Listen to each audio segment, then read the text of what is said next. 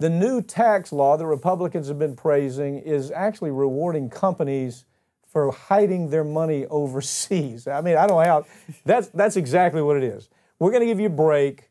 We want you to take the money, all that money that you made because of the tax breaks that you said you were going to share with employees.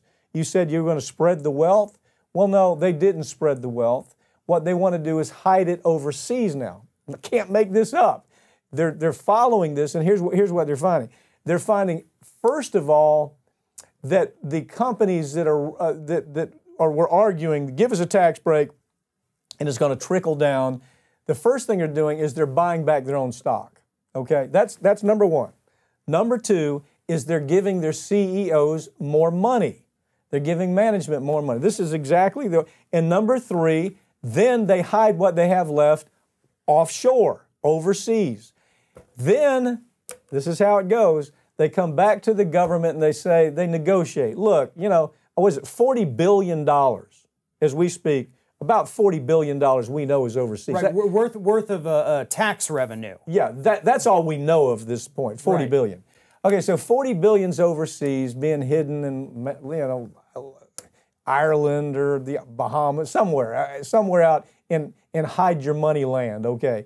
So in hide your money land, they say to the government, we'll bring it back in if you let us bring it in by paying 2% taxes on it.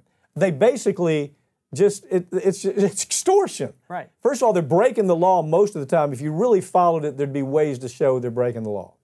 But when it comes back in, they negotiate with the government and say, give us a break and we'll bring it back in. Just basically holding the U.S. government hostage. Right, and we've seen it too many times in recent years during Bush and Obama.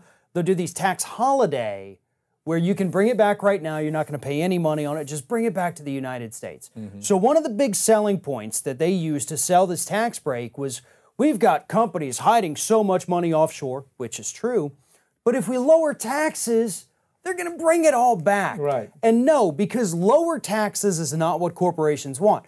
No taxes is what corporations want. But these idiots who wrote this bill actually wrote this in there.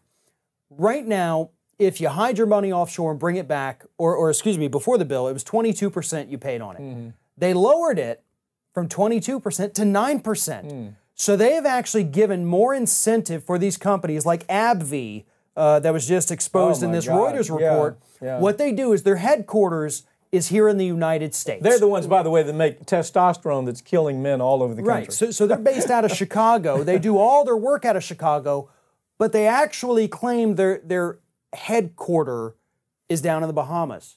So that's where all the profits go. All the money goes to the Bahamas, so none of it is technically U.S. income, even though all the business is here. So now when they bring it back, instead of paying 22%, they'll get to pay 9%. And because of the way the crazy business laws work, they can show we didn't make a profit in the United States. We made a it actually shows as a loss, and they get to take a tax break. And on top of the only having to pay 9%, they get another tax break by gaming it to where it looks like a loss. Right, and that is exactly what they wrote into the law, into the tax law. So let me clear something up. Well, not clear it up, but let me add to that.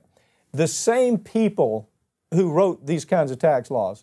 Remember the last time we're going to cut the taxes for people at the top, and we're going to cut it for corporations, and they're then going to spend all that money on employees and making their lives for the employees better.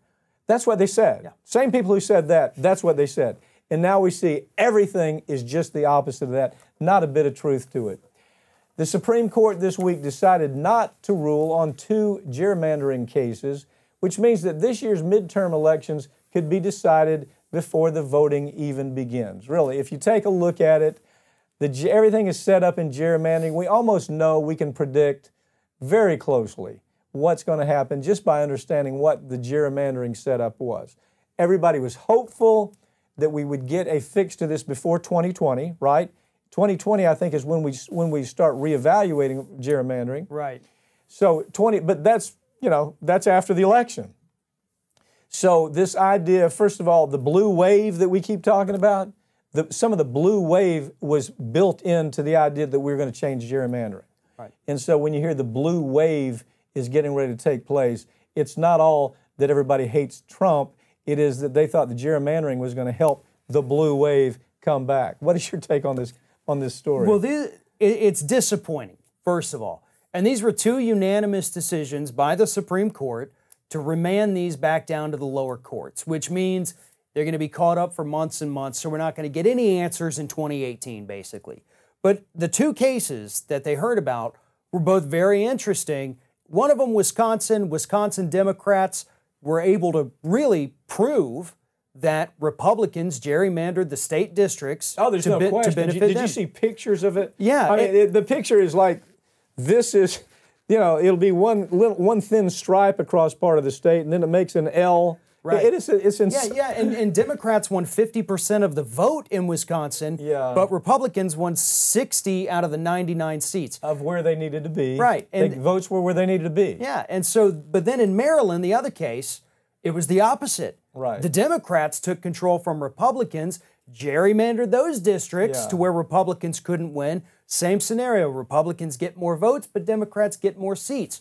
So the argument here, in the past, it had typically been gerrymandering was done based on race. Race was always race was always that card. Right. We can show it was race, and the Supreme Court comes back and says, it's not race. This is political bias. Do you have a First Amendment ground to file this case? So that's where it's very interesting. Let me explain that just a second.